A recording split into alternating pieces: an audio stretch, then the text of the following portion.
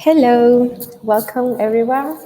Welcome to the Roundtable. Today we will be exploring the future thinking mindset. And before we start, I would like to welcome our partner at Sparkworks, Florian Richtiner. He will be welcoming you all and also telling a bit about these roundtables at Sparkworks. So hi, Florian, welcome. Hi, Laura. Hello, everyone. Good afternoon. My name is Florian. It's my pleasure to welcome you all in the name of Sparkworks to this roundtable discussion exploring the future's thinking mindset. It's really great to see that so many people are interested in the topic and joined us tonight. A very special warm welcome, of course, goes to our panelists, George, Joseph, Raphael, and Harald. We will introduce them in a bit. Today's roundtable is actually one in a series of events that we've been hosting over the past 1.5 years on topics that are close to what we do in our daily work as strategy and innovation consultants, being it the support of product and service development or the definition and implementation of sustainable innovation strategies.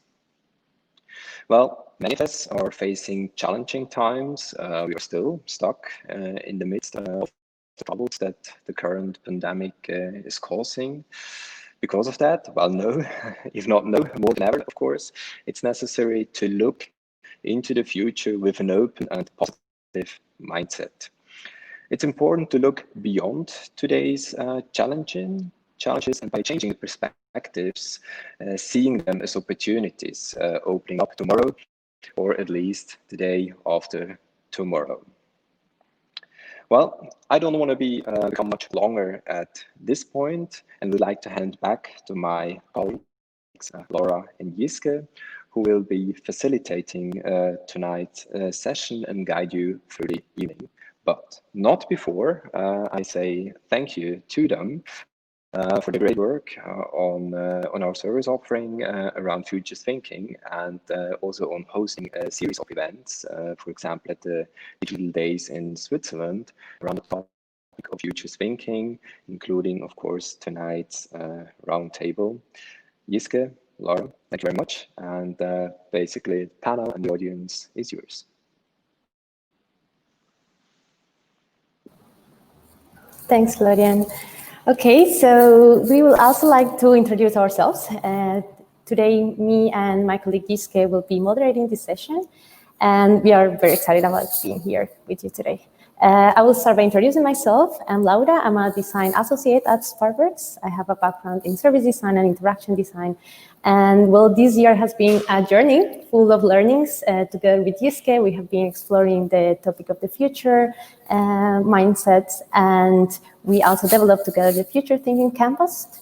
For Sparkworks, with this, we aim to help organizations and our clients to translate challenges into opportunities and to start thinking proactively about the future. And yeah, today I'm here with my colleague Gielgen. Cool. Hello, everyone. My name is Gielgen. I joined Sparkworks 5 months ago now as a business and innovation intern. And as Laura said, super excited for today, and especially for the thoughtful and learningful journey that we experienced the past months with the future thinking. And we can't be beyond excitement to have these very key speakers today, like George, Raphael, Joseph, and Harald, to share their mindset and share their perspective on future thinking today with you. And let's continue, I'd say. Objectives is, well, of course, sharing and exploring futures thinking mindsets. We want to do this in a very interactive way, so discussing with our 4 panelists, but also with you. So we really want to engage you in this conversation. We want to hear your opinion, and this is why through the session we will have some polls and some questions that will pop up. So it will be great to hear the opinion of all of you and share it with everyone. And as a result of today's session, we aim to have a 2-pager summary with the key learnings, the key insights, and these will be also sharing with you after the session. So yes, let's start diving into our session of today. Before we have today the hashtag Spark Your Futures, we cannot really see you, so it will be great if you let us know that you were here with us. So take a picture, maybe you can also post a quote or something interesting that you learned today, and just to let us know that you were here with us and that you like it. So before we start, as I said, we really want to engage you in this conversation, and we would like to hear what you think about futures. So what does futures mean to you? In order to answer this question, we would like to ask you to go to menti.com, and you will be asked to put a code there that you can see here in the presentation, and you can then type the answer. There is, of course, not right or wrong answer to this question, and it's also completely anonymous, but it will give us an overview of all the answers of what we all think about the future. So we will give you some minutes to do that.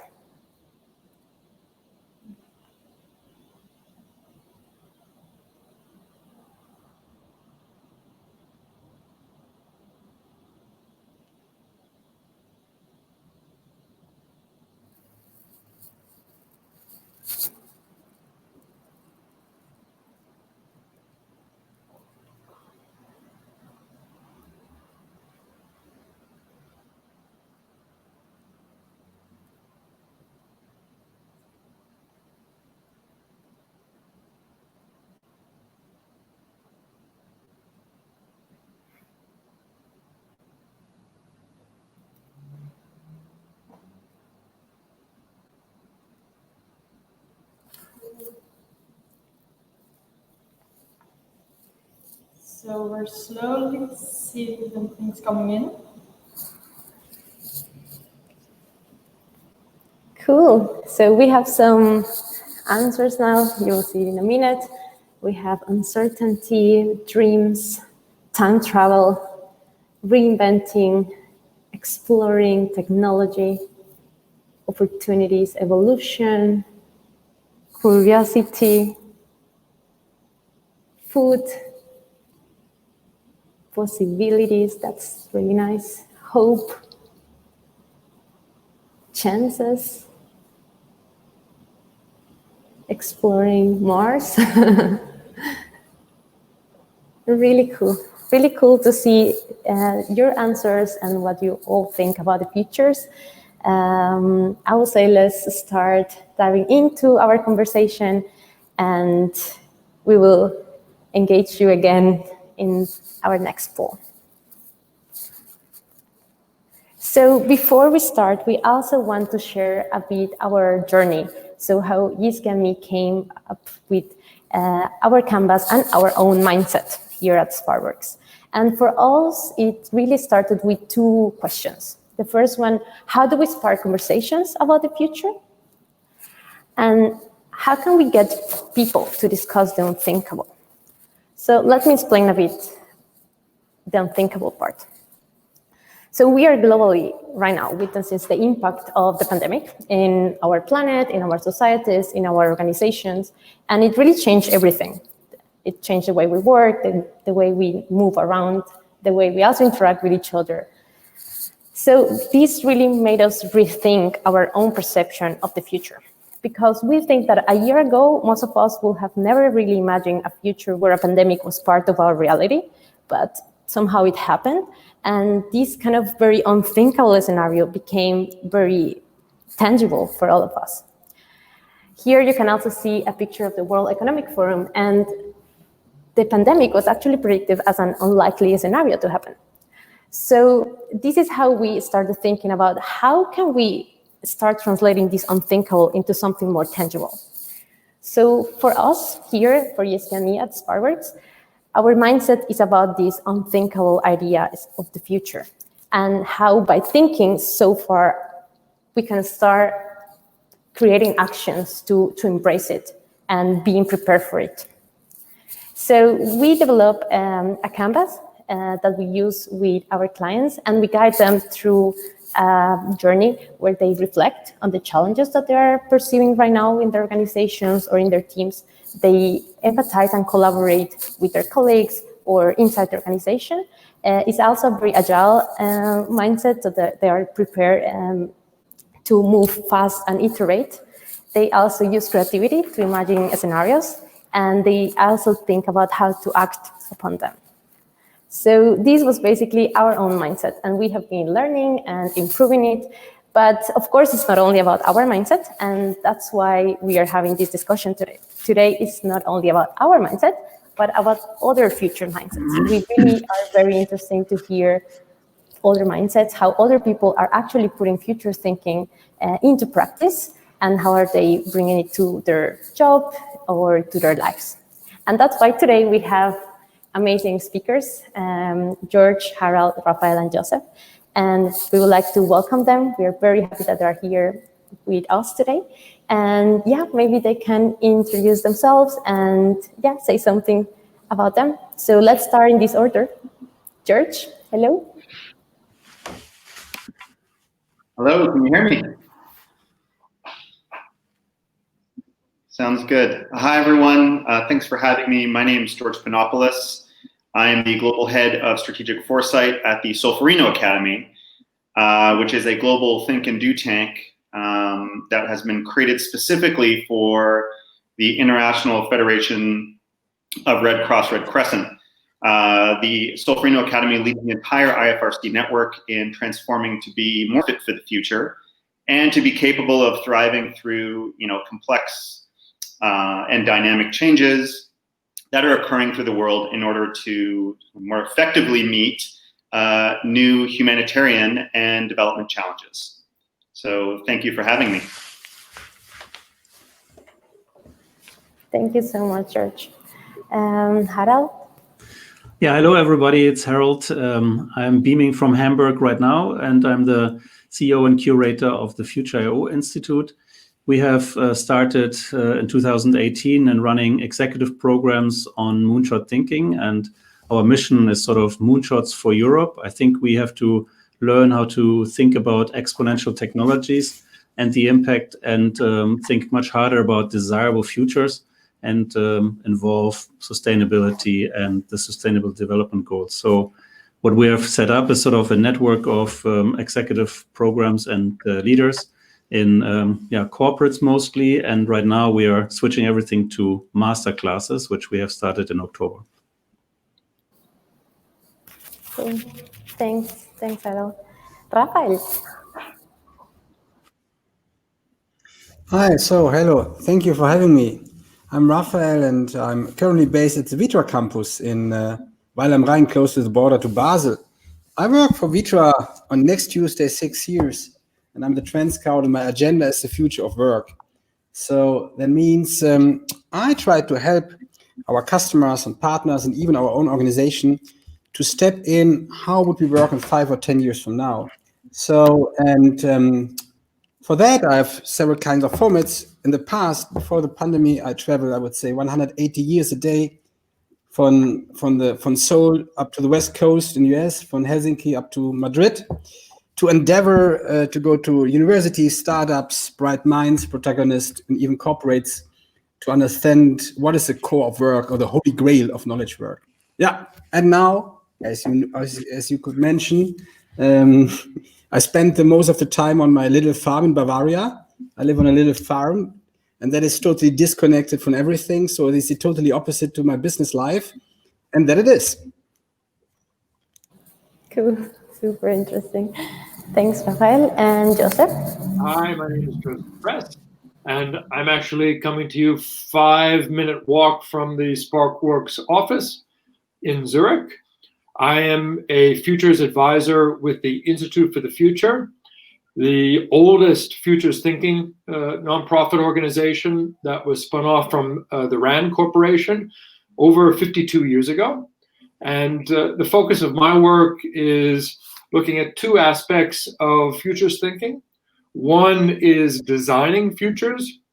I was originally trained as an architect and have worked in architecture for a number of years before going into consulting. And the second area is actually taking the IFTF futures methodology, which I'm sure we'll talk about, foresight, insight to action, and focusing on the transition from insight to action, which incorporates my many years of management consulting experience. So really excited to be here and looking forward to the conversation and learning from our roundtable. Super. Thank you so much for introducing yourself. So let's start off with a bit more of the roundtable. And before we really going into conversation, let's start with a little game. So I want you to do the following. Take a future topic or industry in your mind.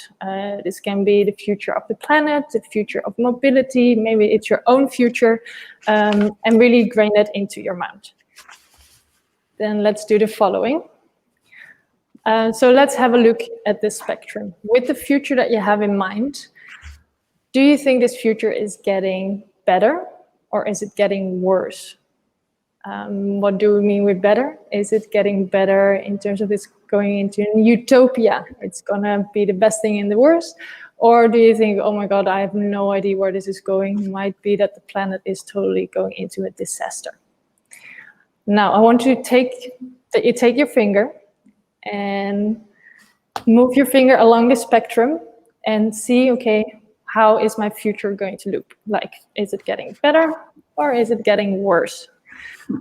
There's no good or bad answer here, right or bad. I just want you to do this. Once you've found your position on the vertical axis or the horizontal axis, my bad, I want you to keep your finger there and kind of look at the next layer that we're going to put up. So in terms of this future, let's say we take the planet. How powerful do you feel that you are in changing the future of the planet? Do you think, okay, I have no power at all, and you move your finger all the way down and you're just in it for the ride? You just go step by step, day by day, and you see what happens with the world? Or do you feel you're super powerful? You're like the person that can change everything that's currently happening on the planet. You'll be able to get rid of all the CO2 emissions. Nature is going to be restored. You're going to be the one saving the planet. Or are you in the middle and you're just very optimistic about what the people can do nowadays? So please stick your finger to the same position on the horizontal axis and then move your finger up or down in how powerful you are. Once you've done that, you should have resulted in one of the 4 quadrants. And what we want to know now is kind of in which quadrant you ended up. So I'm gonna put a poll.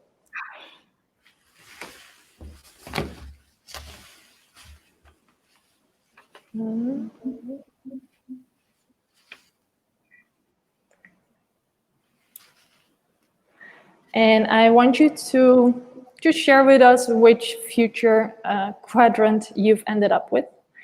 It doesn't really matter at this point where you ended up. It is all about the perspective. So, as mentioned, the horizontal axis is really depending on the perspective you take and the topic you've chosen. So, looking at the planet, we are at this moment maybe very pessimistic about the future. But if we're looking at a topic like the future of mobility, we can be very, very optimistic, meaning that it's getting better. So we just want to see your input and see what you vote. Yes, we have a little bit, we take a few minutes and we see, cool. And we will come back to this quote a little later.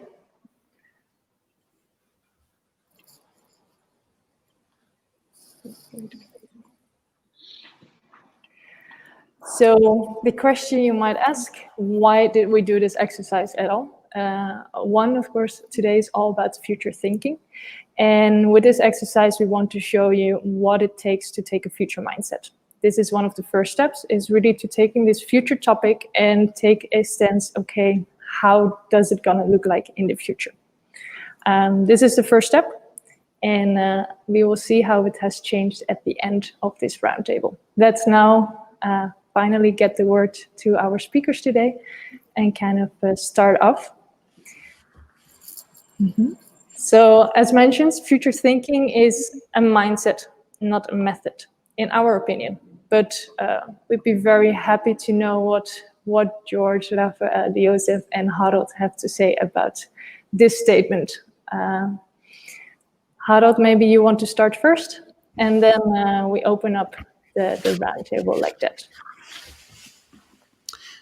All right, future thinking. Yeah, thanks for giving me the head here, or the ball. No worries. Yeah. So future thinking is not a mindset, or is a mindset, not a method. I think that is really true, but it's a lot of people have a hard time to think like this. It's I think in my experience, most people think mostly like 18 months out. So okay, for now, especially in these times, like how do I do? What do we do in the next year as a vacation? Can we finally go somewhere again? Maybe the lease of the car is up, and that's almost about it. And maybe there's a, I don't know, better Christmas party next year. But I think you can train really that you think, I mean, we are all futurists in a way. We are doing future decision making when we do purchases, whether we buy at a local store or Amazon. That already, almost drives up the stock price of a company. That's futures, really, literally. And on the other hand, I think a lot of people think that they're actually, somebody out there has a big plan and we are only followers. And I think for us, especially, it's really important to help people to understand that, trying to put themselves out there, trying to also explore ideas, learn about what's the potential in the future, what does it mean for me, I think is very important. And it doesn't, and then once you have that mindset, actually methods can train you even getting back, thinking not only 18 months, but maybe, 5 or 10 years out, and have an idea about that and create a plan. But I think, first of all, you have to open up your mind. And a lot to do has to do with, I think, comfort. What we learn from, for example, classes like this or master classes or so, that if you are in a community of people who think alike and who actually, not say, oh, this is a crazy idea, we have never done this, and don't start with this, and don't mention even this with the boss, because then, she will really freak. I think creating a mindset and an open space where people can really, think out loud, as well as get feedback and then trigger other people and inspire them. That is actually, for me, more a mindset. And once you have this set up and have this open atmosphere, then you have a lot of methods which you can train and see which is the best method for you and your team. Mm-hmm. And how do you think about it, Joseph, as part of the Future Institute for the Future? Future thinking is basically also what you give as a course. How do you see it? So I agree, Howard, with a couple of the points that you made, particularly the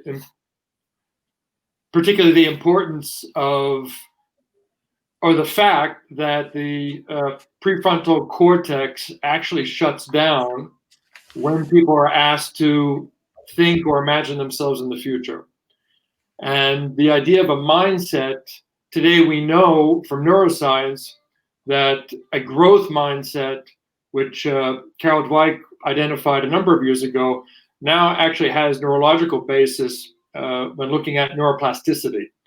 So I think the importance, as you said, Howard, of actually using methods and developing skills is the way to create that mindset, or it is the way for us to be able to overcome some of the biases and neurological hindrances to be able to be futures oriented. So it is mindset, it is method, but I've certainly seen over the last few years with a number of the programs that we run that you've got to learn the craft, you've got to develop those skills in order to be able to develop the mindset, and also to be not bound by the method, because the method is just going to give you some parameters, but you really need to be able to have that skill to be able to adjust to the situation that you find yourself within. And today there are many situations that are quite complex. Very true. Raphael, George, any response to that? No. No, too bad. So I believe is a mindset. So I'm not trained, by the way, as a futurist or scientist. I was inspired in 2010 by Bertrand Piccard. So I met him personally, and he totally changed my life. He shared with us his story going with a balloon around the globe and what happens if you have no long-term perspective and if you don't have a weatherman on your side. From that day, I start to think for myself, who is my weatherman, who give me a long-term perspective, how I act and what I do. So, and out of that, I come to the point that I think it is coded in every one of us. It's not a privilege to have a future mindset. The luck I had is I'm activated, my muscle, my future mindset muscle was activated, or my code was activated by Bertrand Piccard. Maybe without that experience, I never would try that, to do that. In the next step, I think what is the strongest move is the duty.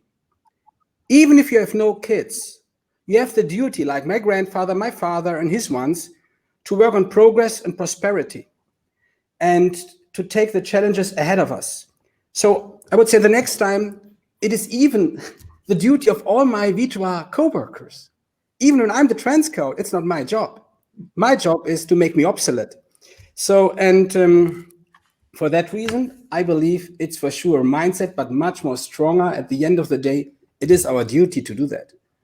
I can't delegate it to Angela Merkel or maybe to Harald. Yeah. So we have to take care about these things. Very, very interesting, and totally agree with that. And then I would take the word also for George. You're more into the future foresight and working for the International Federation Red Cross. And how much do you say future thinking is different from future foresight? It's interesting, the comment on neuroplasticity, because if I put it in the framework of the IFRC, it comes down to language. And language that we've learned. So at the IFRC, when we say futures thinking and we use that word futures thinking, it seems to resonate less with those that we serve for a few reasons. One is we're a response driven and a response built organization. So we're built to solve problems, and we have to solve those problems very, very quickly because lives are at stake and lives are affected.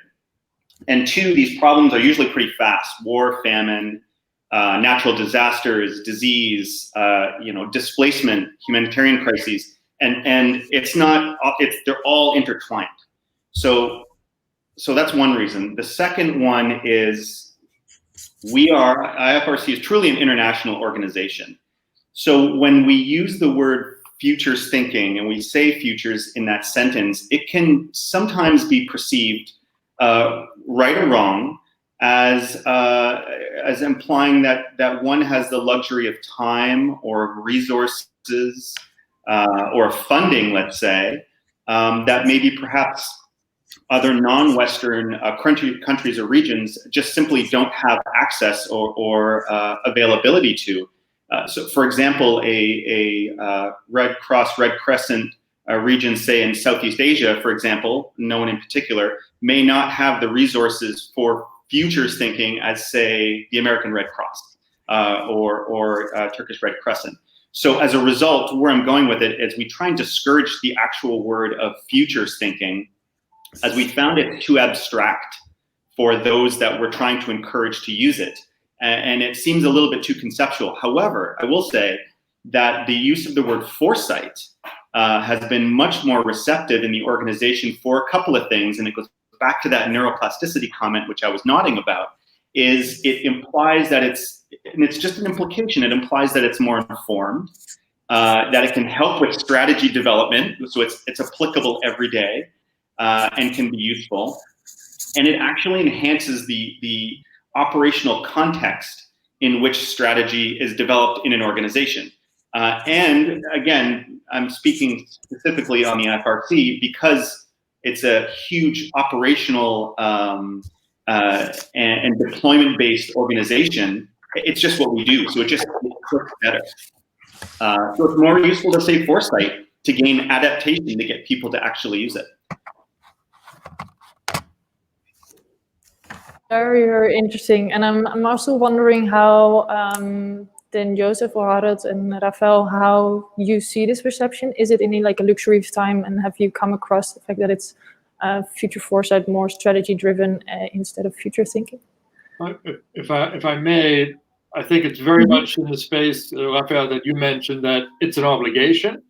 And it's wonderful to hear, George, that on the ground at IFRC, it's mission critical. And so that's why we do focus on foresight as a skill. We then work to create insights from that foresight, which then lead to action. Right. And that model we found, to your point, George, to actually be very straightforward, very simple. We also don't talk a lot about thinking. I've been working with my colleague, Bob Johansson, because he just came out with a book called Full Spectrum Thinking, which goes into that direction. And we're trying to incorporate that into the forecasts that we do across industries, for-profit, non-profit, the design futures that we create, but always going back to that foresight, inside action, because I do believe that that's a very powerful way to engage people on the ground in organizations that have that urgency, to use it as a way to mobilize people for collective action. And that ultimately is certainly what drives most of us in the future space, not just to identify a preferred future, but actually to make it happen, or to identify ways to get closer to that preferred future. That, I think, is certainly my raison d'être. Can I add something? Okay, so I think that what you say obviously is very interesting, where you have the balance between the immediate urgency and when, I don't know, the Red Cross is called, obviously everything is urgent right away. You just don't know what is urgent 3 months from now. Where is it burning, or where's a, I don't know, earthquake or something? And I think this is a good example, because in a way we see the sense of urgency of future thinking, because we basically lost a year of working on the SDGs. We lost 4 years in America, thinking about climate change and oil spills and all these things which were a result of that policies. So I think that while we have to work on, flatten the curve and finally get out of this, of wave 2, 3, and 4 coming in the next year, we have to also not get out of thinking really long-term or immediate term, more or less 2030. Can we even reach the SDGs or not? And what is plan B? And we know that UN is already working on plan B. What if we don't do anything and achieve it by 2030? So I think the sense of urgency of future thinking is actually also in the moment. And that is obviously a lot of is in front of us, meaning let's save this year, fiscal year. Can we have, safe space with our families? And then is there any plan for next year to get somehow back into green? But on the other hand, next year is then we only have another 8 years left to save the world, more or less. So I think this the urgency and the future thinking is sometimes closer together than we think, or that might be most people think they are. Yeah, agree. Definitely, and I think, Harald, with this one, we would like to end this part of the discussion, and also in terms of, okay, and how far can we look into the future? Is that in 8 years, where the planet, or the 7-year countdown for the planet, for instance? And we would like to ask the audience again a question, and that is around it. So, when do you think about the future? How far out are you actually thinking? And there's a lot of different perceptions on the future, so we are very curious how that is with the audience. And after that, we can have a short discussion what your perception is on that.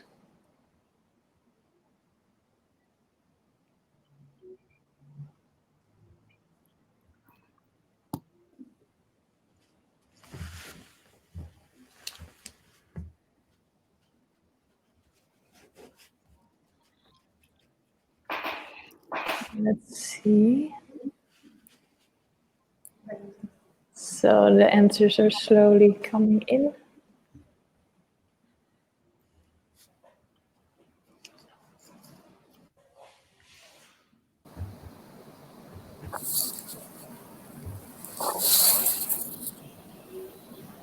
So we are getting some results, very interesting. Between 5-10 years, 10-20 years, 30%, 2 to 5 years.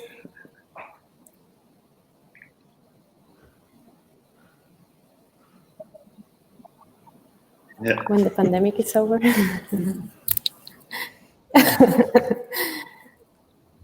When I'm older, tomorrow. Okay, so we have pretty interesting and different answers from the audience. What do you think? How far should we think when thinking about the future or the future foresight? What will you say? Who would like to start or has something to say? I mean, it's George here. It's such a tricky question to suggest a time and a space on when to do that. Any organization. I think there was a comment earlier about thinking the next quarter or how can we save the year. We've developed something called Strategy 2030, which I felt was too close. It should be 2050. So it really comes down to a bit of a balance of the comfort within the organization you're working within, and can you get others to think that way, and coming to a place that will stretch and challenge the existing parameters that you have to deal with, because that's a lot of the point. So can't pick a year, but it certainly wouldn't be 5. The official response to that from the IFCF after doing forecasts for over 50 years is 10 years. And the reason that we've identified 10 years is because it's not too far out to be considered science fiction, and it's not too close to be confused with the actions that need to happen in the 2, 3, or 4 year time frame.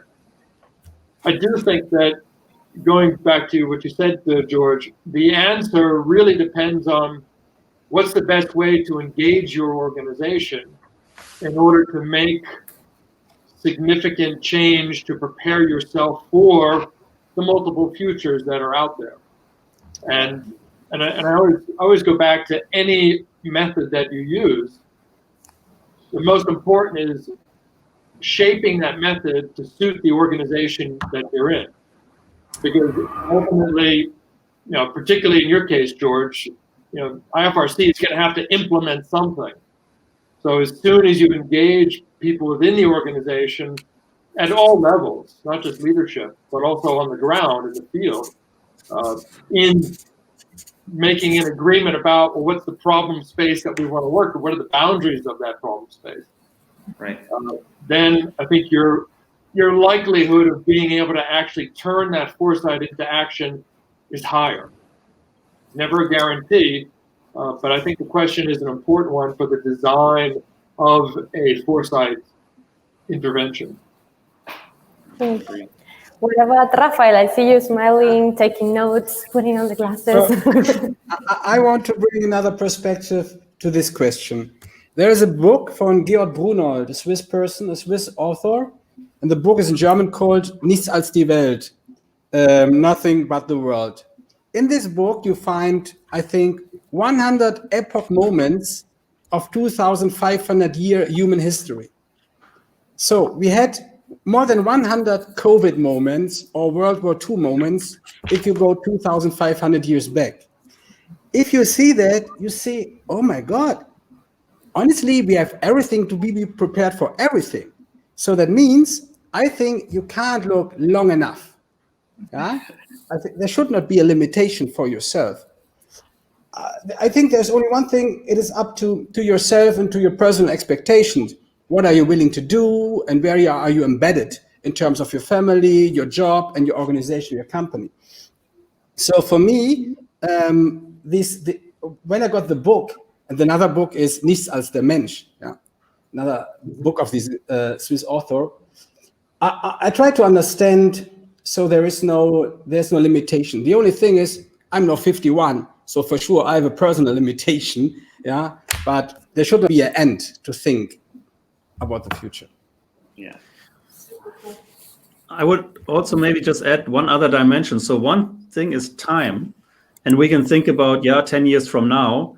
But then what we are mostly working on is moonshot thinking. So that is more or less horizon 3. So if you look at 10 years from now and you still say, I don't know, I'm a car company, how do I build better cars? Then that doesn't. You can still think 50 years from now and say, how do I build better cars? But I think you might even say 3 years from now, if I just look beyond my own product and my own company and my own industry, what can either come and hit me, or where's a new opportunity, or where's maybe places how we can serve the world? What are the challenges we are adding, or where we can work on? That, I think, has to add to the timeline, because otherwise time is sort of 10 years, 20 years, 50 years, arbitrary. But I think there kind of one thing is the time, and another one is sort of the dimension, and how much do you challenge yourself and your organization to kind of see a little bit beyond the horizon. Cool. Yeah, I think it's super interesting. Yeah.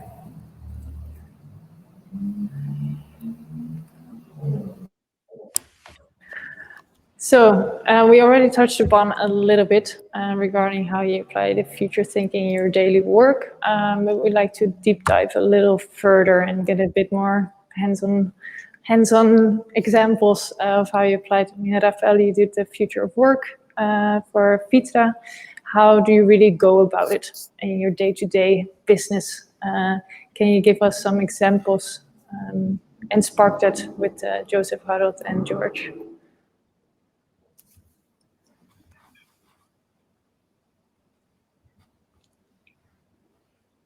Joseph starts. Oh, Raphael, I'm very curious how you. Sorry, excuse me. No, fine. So. Go. Good. Okay, thank you.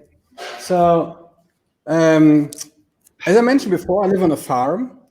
We are driven by renewable energies. We are recultivating the entire ground and garden. So out of that perspective, even we harvest our wood by ourselves. There is always, in context to nature and my immediately surrounding, there's like a daily perspective to this topic.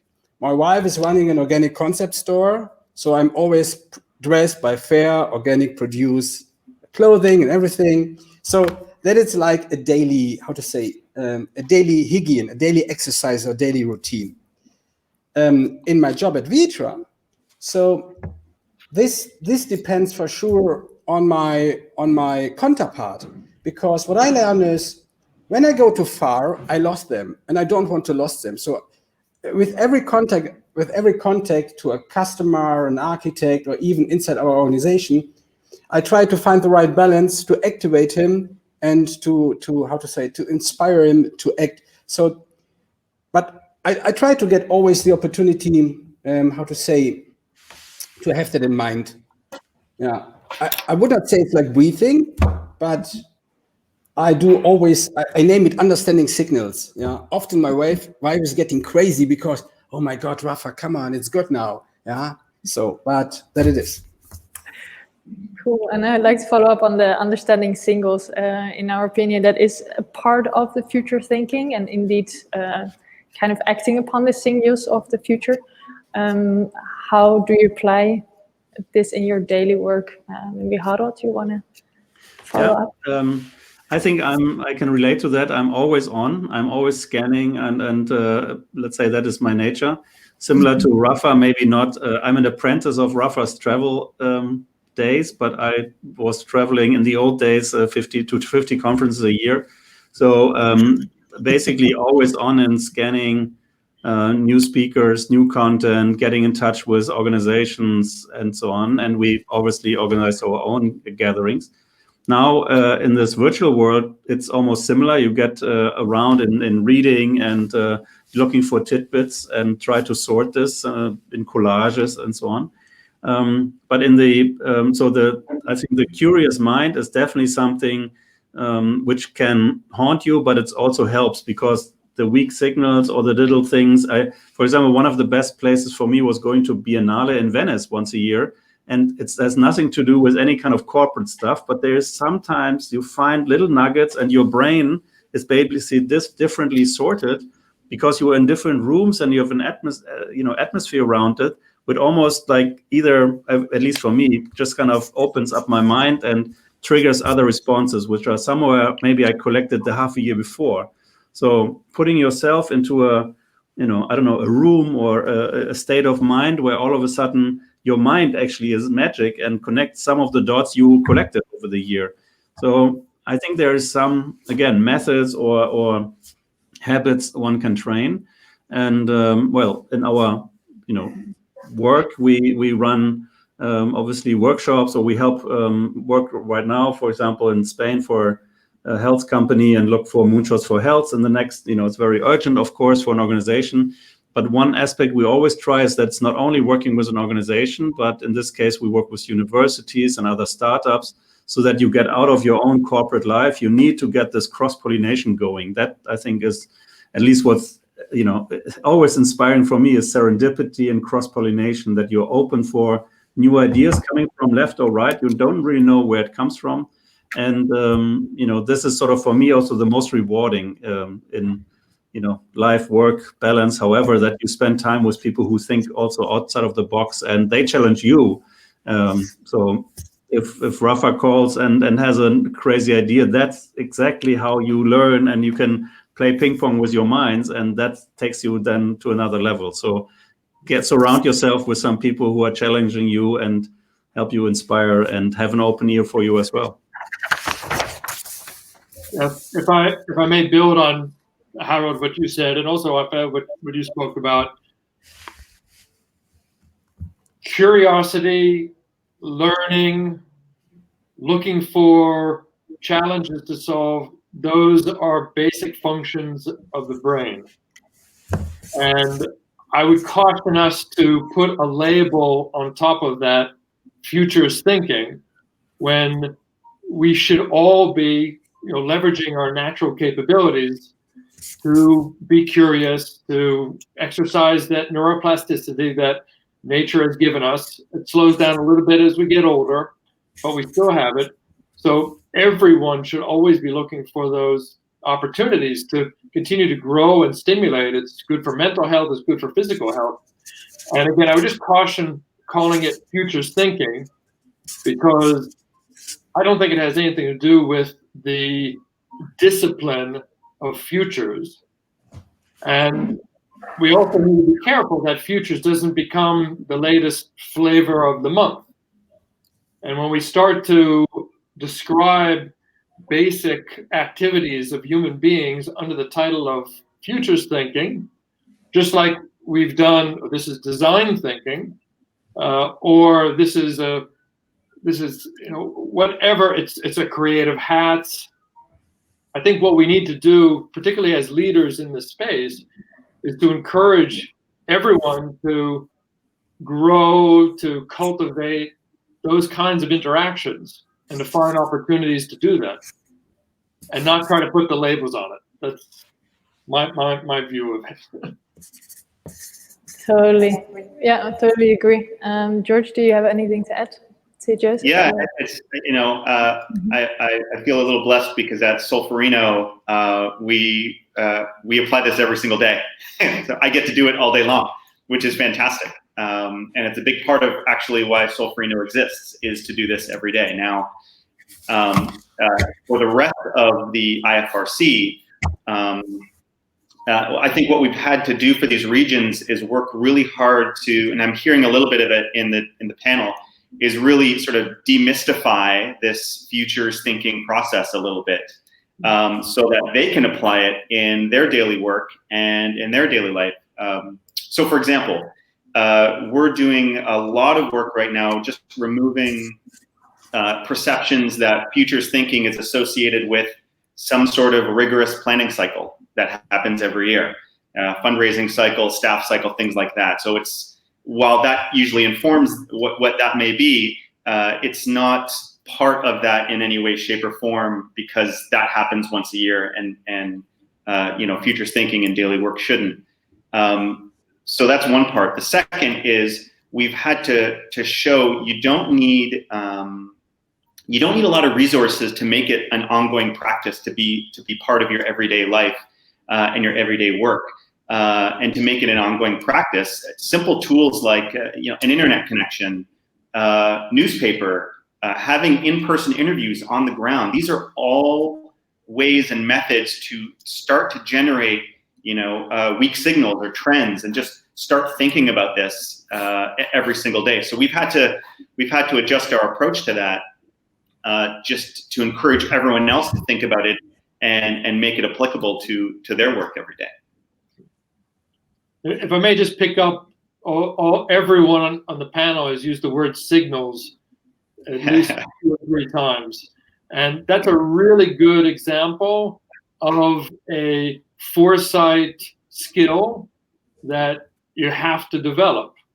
And there's an art and a science to it. And by developing that, then you can apply it to whatever situation you're in, either on the farm or in Spain, or I'm currently doing work in the Middle East with an electric and an energy company of how to wean off of fossil fuels. And they are very interested in developing these foresight skills within their organization so that they can actually incorporate it, as you said, George, into some of the more, you know, nearer term planning cycles. Yeah, good observation. I would like to ask something. So, of course, you have been practicing this and collecting all these signals in your travels, in general with your experience.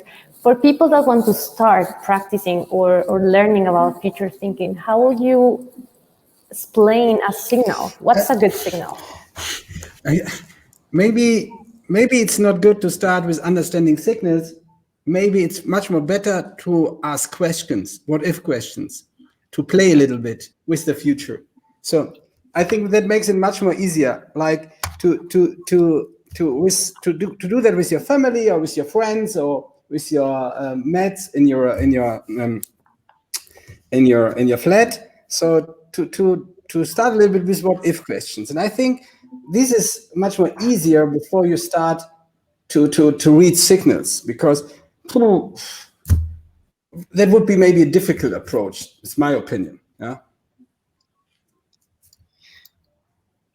I think that's a very nice point, that people can start by asking what if questions. We also use here what if questions, and we love it. I think it's an amazing tool also to kind of explore the creativity and to come up with new ideas. Questions are powerful, no doubt. What I appreciate with signals is that a signal is a new technology, a new law, a patent, a new behavior that is not yet mainstream. It has not yet been adopted by the masses. And for example, I think there's clear signals coming from the research in neuroscience on the influence of virtual reality on triggering neuroplasticity to address trauma. Is that something that Oculus is promoting as part of their new headset? No. But when identifying that as a signal, you start to ask some really interesting questions. Well, what would that mean for the whole discipline of psychology, the whole industry of self-help? Would that accelerate the trend or the drive the driver, certainly during post-pandemic, of telemedicine and home care. That then has an influence particularly on the furniture of the environment. So I think there's definitely a role, obviously a role for questions. Signals are also a very powerful way to then begin to design those scenarios and give your what if questions a lot of robustness and a lot of material to then trigger further thinking, further reflections, to start designing and gaining insights to be able to, again, make that transition into action. Thank you so much. Thank you. I think that was very insightful also for people. So if you want to start practicing future thinking, start asking what if questions, but also start identifying what kind of things are happening around that are not mainstream yet.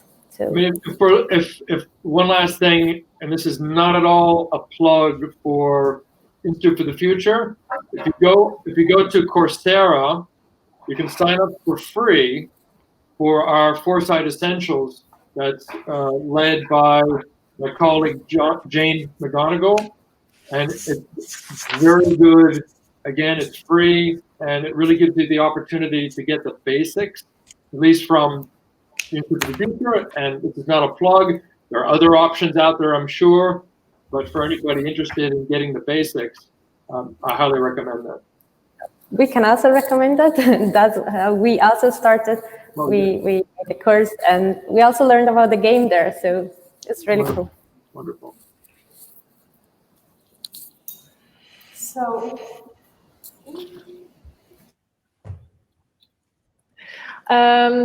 so now we have got a bit of the insights of how our speakers or panelists are applying future thinking in their daily life. We are very much wondering if you think that you are applying future thinking in your daily life as well, especially after hearing the entire discussion. So I'll put a poll out again unvertly, and you can answer that with either a yes or a no.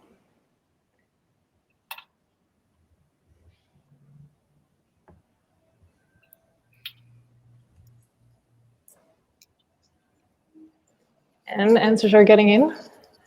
Happy to see that actually almost everyone is saying yes at the moment, meaning that the panelists already shared a very good mindset here. There's one person saying no. 2. Look. Okay, but the majority is indeed thinking that we're applying future thinking in our daily life.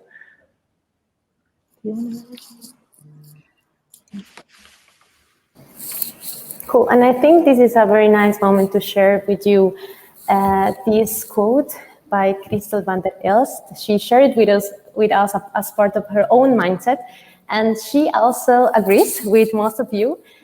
She thinks that we often practice foresight without even realizing. So an example that she puts here is even every time that we leave the house and we decide to grab an umbrella or not, we are already thinking about the future or practicing foresight. So it's nice to see that most of you are practicing future thinking or foresight every day, even with small decisions. So let's move to our next question.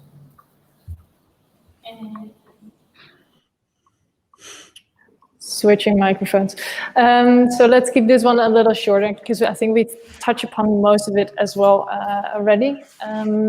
So we've mentioned you are using future mindset in your daily life. You're working together with your clients, big organizations, and you say this sharing of this future mindset is not always as easy. Especially George, you mentioned if we talk about future, it's not always perceived as well. So that's why you use foresight because it's more strategic. How would you share the mindset? In particular, coming to a collective quote, kind of what the multiple of you have shared, like that the future is not an individual act, it's really a collective act. We're all there to form the future. So how do you share this mindset? Maybe Harald, do you want to spark the discussion? Yeah, I mean, for us, as I said maybe earlier, that it's building communities where you feel at home and where you can literally, feel comfortable to share your mindset, that you can grow together. So it starts from allowing and creating trust, that you allow yourself to kind of put yourself out there, maybe even have people either smile at you or worry, or they don't really understand what you say.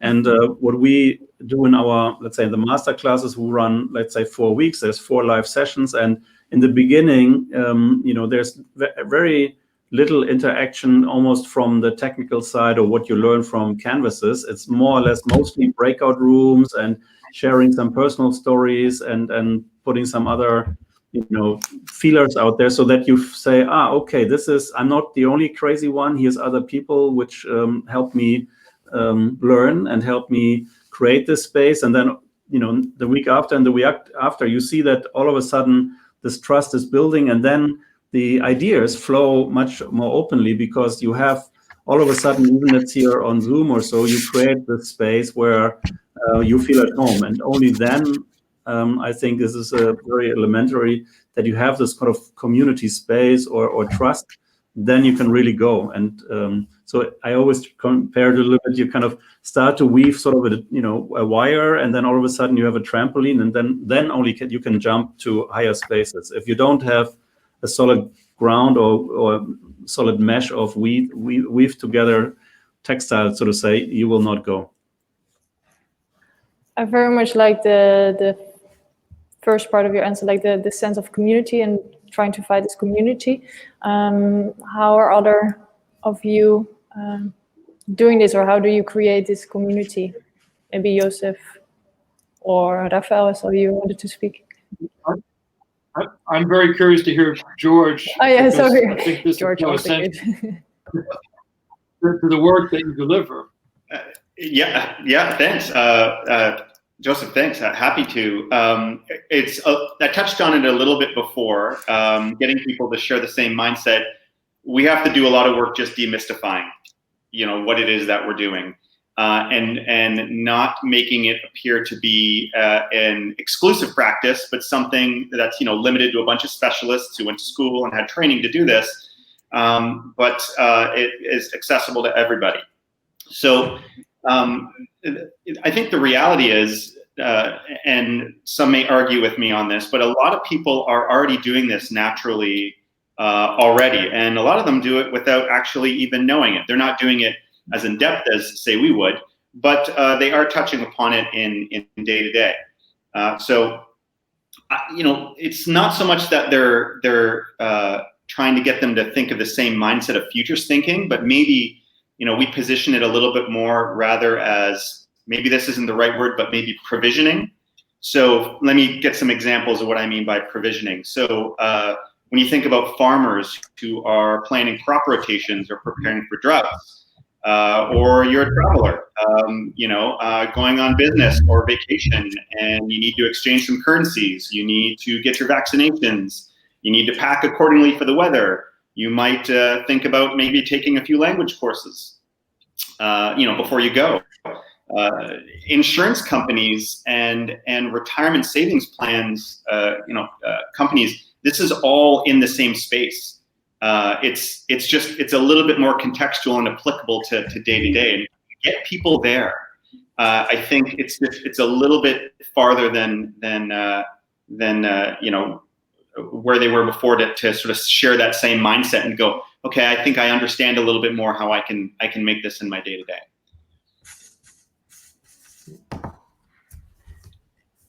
Cool, very interesting. And Raphael, you wanted to say something before as well? So look, we at Vitra, we are not a technology company, and we are not paid to predict the future or to do that as a profession. So, but what I learned is like how to make that happen, to share the same mindset, is like, first to make this knowledge or your experience accessible. So I organize frequently learning journeys to the US, to China, to Southeast Asia. And I always go with a bigger group, like 15 up to 20 people from several disciplines. And so we have this kind of social learning, like Alex Pentland mentioned it, because we are all from different companies, we are all different trained. And then I see the world out of 19 different persons, and they the same, and then we match this. And I think that helps a lot, to find new friends, to make new friends, and to build a stronger community. But also the other thing, it's quite simple. If I went sharing, also share that on LinkedIn. So often there are smaller persons, and you leave just a comment, you find an interesting article, and then you get the feedback by the people who say, hey, thank you, I never thought about that. And out of that, you can build up a community. And even in this boring topic, future of work, yeah? So this is often like a purpose, a new work, tralala. Yeah, you cannot compare that with the Red Cross. They have totally other dimensions that then the people start and rethink what they do. Yeah, I would say to make the knowledge accessible and to serve it in an interest way. At the end of the day, it's like always, you have to sell your idea. Yeah, so, and you have to inspire the people to say, I never thought about that. Yeah.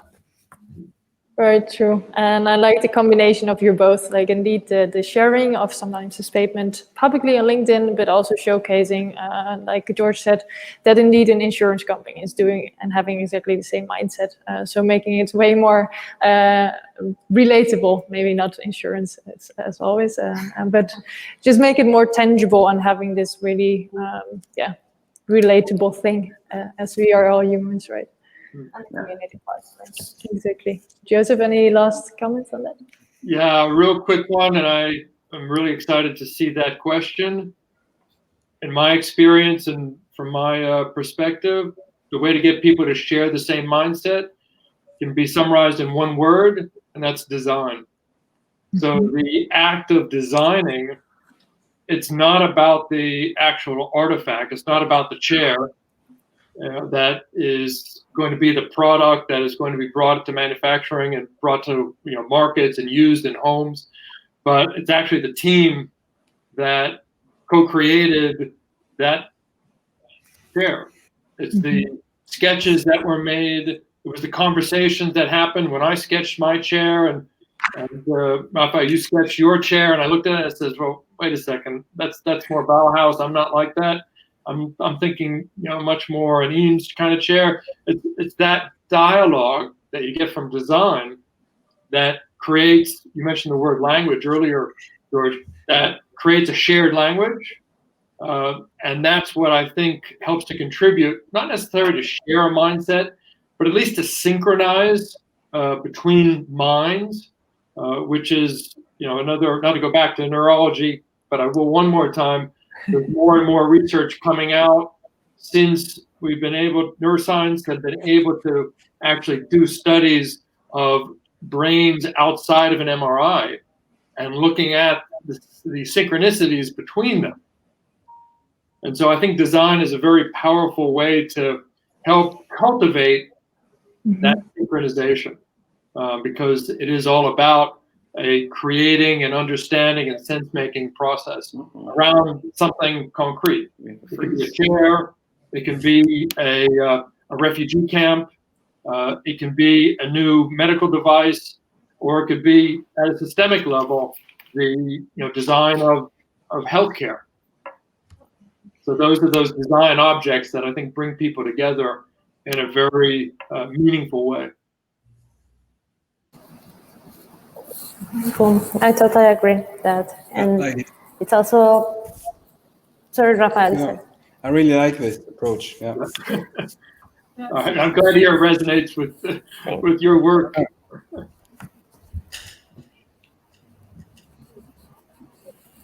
Cool. So let's hear once more what people here are thinking.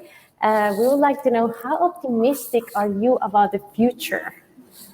Are you very optimistic, neutral, pessimistic? Let us know.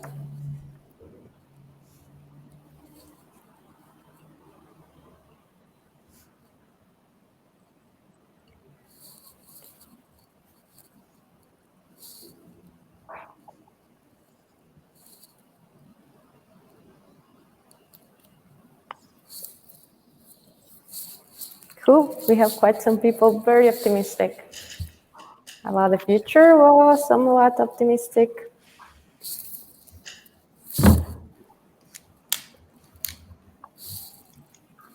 Okay, but most of us are somehow somewhat optimistic. I'm very optimistic, which is very nice. I think we're also very optimistic about the future. And we have kind of the power to shape it. Or that's what we'll do. Cool. So let's move to the next part. We have an unexpected input as a surprise for our speakers. And we thought it would be very interesting to hear another perspective and maybe to hear from someone else how other backgrounds are actually putting into practice future thinking. So I would like to welcome Erika Martins. She is a Swedish interaction designer, founder and the CEO of Augmented Food Studio, and she was also part of Space 10, the Future Living Lab. Hi, Erika. I give you the stage. It will be nice if you can introduce yourself. And yeah, we're happy also to have you here. Thank you so much for having me. I hope you can hear me? Yeah. Yeah, so I'm Erika Martins. I'm a designer and creative director with a passion for the future, and a lot of my work is kind of like speculating around the future and also thinking about how we can design more desirable futures. So I mean, my background is really from kind of the creative side. So I was studying interaction design at the KAL in Switzerland. And yeah, I was joining Space 10 as a creative, and Space 10 is basically a research and design lab dedicated to IKEA and really helping them to think about, how they can, push their kind of business model and think about new business opportunities within 10, 20 years from now. So that was a really interesting journey where I worked a lot about like the future of food, and also that's where I kind of started my own studio around augmented food, where we really kind of try to think about it's a creative studio where we're really trying to push the different collaborations and collaborating with a lot of different mindsets to bring in different perspectives, but also like playing. I think that innovation can be really playful. So that's what we're really trying to bring in as well, and thinking about the future of food and trying to bring in different senses and thinking about new technologies.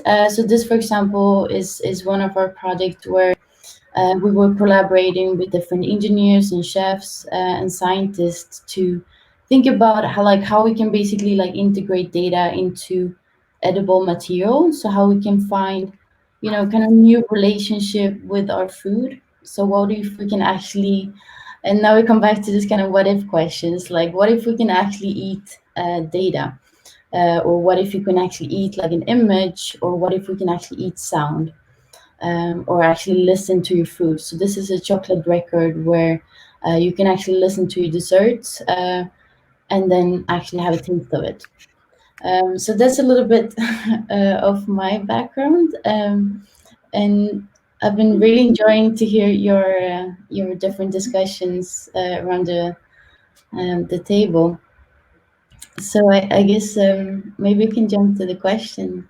And so yeah, this is basically just came to my mind a little bit. Like I'm thinking a lot about how new technologies are shaping our society and also the influences and how we think about how do we want technology to shape us. Basically, we can see with the smartphones today, that is putting our behavior in a specific way, right? And the question is, do we actually want to be sitting in front of the screens instead of actually maybe coming out on the screen as in virtual reality? So that's my question to you guys. How is technology changing our definition of the future?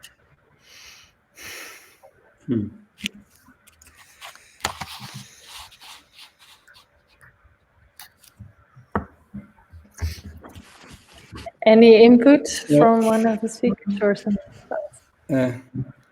So when out of my personal perspective, there are some things for sure I would say that would be my preferred future. But my preferred future is much more coded by my family and by my parents.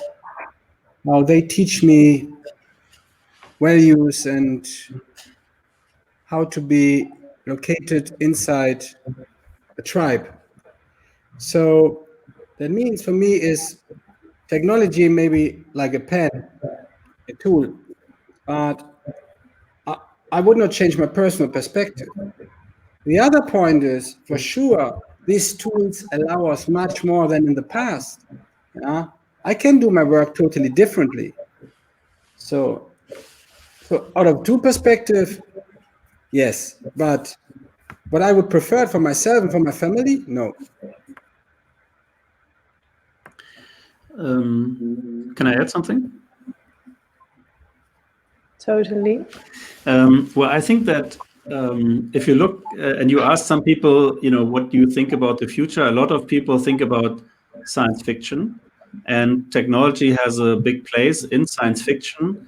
And that's why if you ask people, hey, can you, I don't know, draw a sketch of in 5 or 10 years from now, there's a lot of defining moments by technology. Yeah, there will be flying taxis, and there will be, I don't know, a 3D printer and stuff from Star Trek. But and because of the dominance of this kind of new things we see, or also, obviously the impact of technology in our lives, it feels that everything in the future has to do with technology. And now, obviously the exponential trends and so on have a little bit of sense of, time and urgency. But I think that is actually somehow inherited in some of the pictures we see. And we see Black Mirror and Blade Runner and so on, which is mostly dystopian. And it's if we would see more, let's say, movies, Pink Mirror or Black Panther at least is almost the only one which is a little bit more utopian and positive. And you speak about desirable future, that's really, right up my alley. I think we have to create more of these visions of the future where technology is not necessarily a part of it, and especially as you say in the beginning, technology will go away. So, how can you make this, a design of a future where you actually have no technology, and you have to actually design people and nature and maybe a city where you still see concrete and furniture, but everything else is fading away. And that for most people is, that's not the future. That's either today or that's boring or something is missing. So it's very. I think it's a good question. It's almost, a whole white paper or so.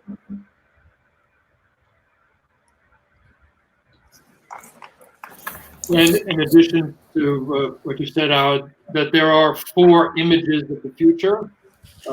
There's a growth scenario, there's a constraint scenario, there's a transformation scenario. And these scenarios will have an influence on the way that we perceive the potential of technology. I do think it's important to unpack the notion of defining the future. And what we like to use is the STEEP model. So you look at what are the social impacts. T is for the technology, but then you have the environment, you have economy, you have politics. I've seen some models that also include law, and another model that also includes the arts.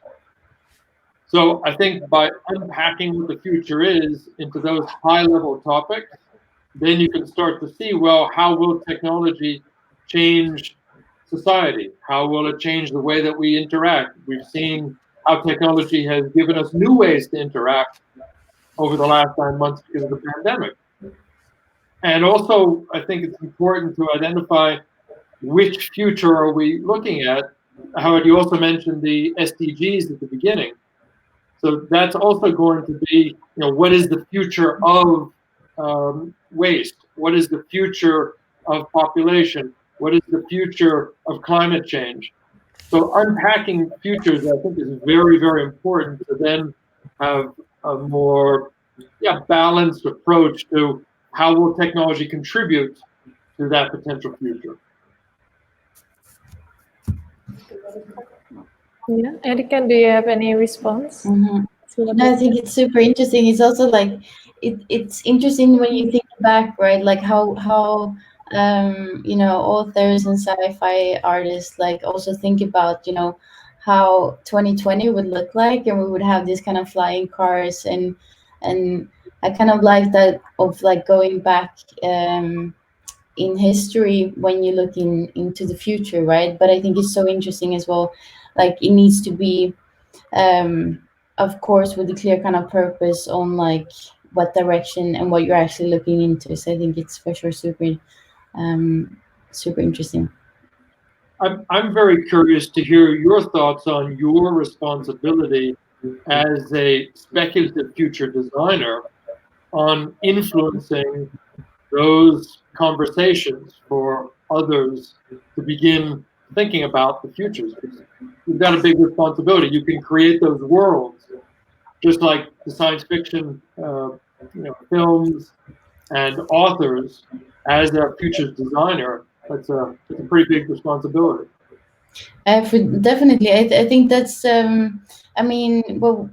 what we've been seeing in the past, right? Like, is this basically a lot of the things has happened, like virtual reality and so on, like that comes from some of the very old ideas, right? But I definitely think that designers today has a huge responsibility to first of all come up with suggestions, but also like, I mean, as you were talking about before, right? Like design is kind of it has the possibility to really create a shared understanding of what kind of future do you actually want to live in. So for sure, I really think that everyone who's like within the creative field, and I think that's why it's also very interesting today when we see how the creative fields and the industries are also working more closely together, because I do think that everyone needs to be part of these discussions, and it has to be very diverse, but also in terms of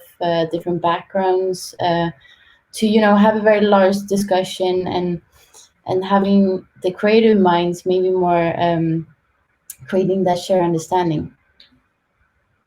Agreed. Very much like that, the design approach, and indeed the responsibility. I think that's a big part of also the future thinking, especially as a designer.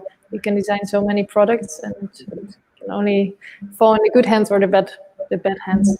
Say that. So as a designer, we go back to the design as a key. Also very curious, we're very curious, George, what if you have any last words to share regarding this question.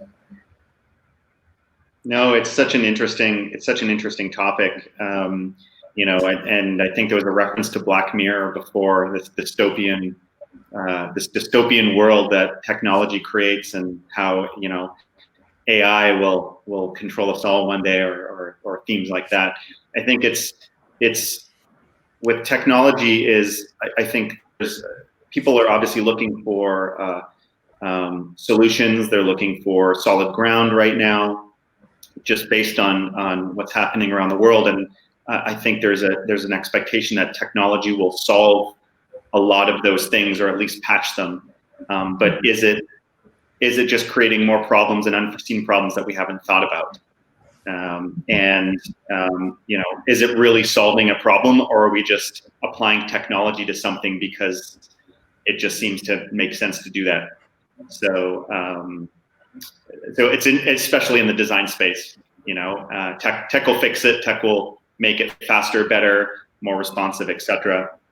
And we can go off on a whole thing on AI around that, and the implications of it, but that's probably another panel discussion all on itself. Good. Exactly. Then we want to end it with this question for today. We want to thank the speakers for now very much. But before we do that, we kind of want to get back to the futures. So at the beginning, you've come up in one of the 4 quadrants with your finger. on the screen.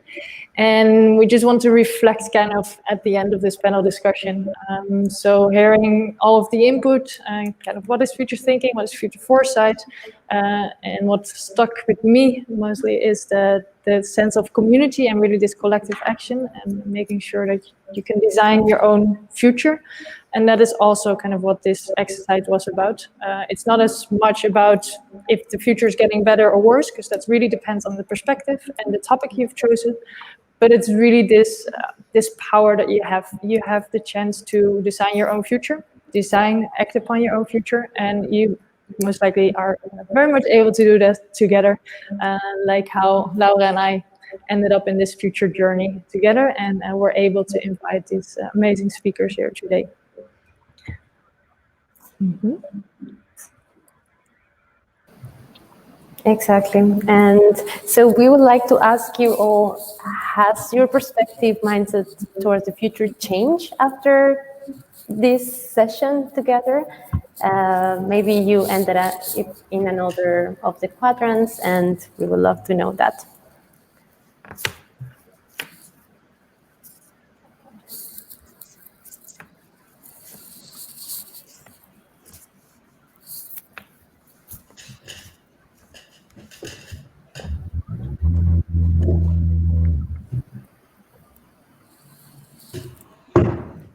Cool.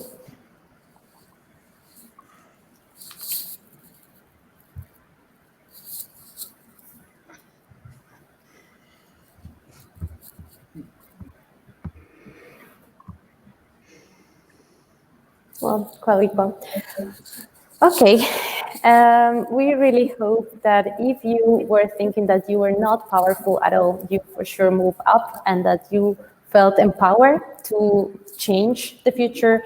I think we had an interesting discussion about this, and this is also kind of our duty. And yeah, we really hope that you feel that you have more power to change and shape the future. This is also a nice moment to share with you this quote by Cecil Hansen that is basically summarizing all this. The decisions we make today will have some kind of implications on the future. So it's our choice to choose if we want to be part of the problem or the solution. I think this is also our main message for you today. We can decide if we want to take part into the future or if we just sit here and wait for it. And we really hope that you are all motivated to be part of the future and drive the change. We really believe that if we will all start thinking about the future, we will be way more prepared for crises like the one that we are experiencing right now. So yeah, for sure it will help us to be better prepared and to shape the future ourselves. And I think this is kind of our main driver as well to explore this future thinking. Yeah, I also want to thank the speakers. It was super interesting to hear all your opinions, but also how you've been experiencing and putting into practice future thinking and your different mindsets. And yeah, thank you all. I don't know if you maybe have something to say to close this. Thank you, Laura and Gielgen. It has been a great pleasure to visit Swiss tonight. So farewell and grüezi. Thank you, Laura, and thank you, my panelists. Nice conversation. Cool. Thank you so much for the nice conversation as well. I think we learned a lot. Thank you for everyone to join us. We are, of course, as we said at the beginning, this is basically a journey. We have been learning a lot. Today, we also learned a lot from all of you. If you have any feedback for us, or if you want to continue these conversations about the future, please just write us an email. We will be happy to have a coffee, to discuss this, to also learn about your own mindsets. And yeah, we are running out of time, but if you want, you could jump to the networking room in case you want to just discuss and talk with other people that are here today with us. Exactly. Also, a big thank you from my end, the audience, and especially the speakers. And indeed, for those in the virtually roundtable on the front end, we're in the backstage. On the main stage, you can click on the networking button underneath the main stage button, and you should have roughly 10-15 minutes to share some thoughts among the participants and attendees that were on the main stage. Thank you so much again. And for the speakers, we hope to see you soon in real, in Germany, Switzerland, Italy, Zurich, wherever you are based. It was very, very good to have you here today. Bye. Thanks. Bye. Goodbye. Thank you. Thank you. Buonasera. Bye-bye. Thank you so Thank much. you.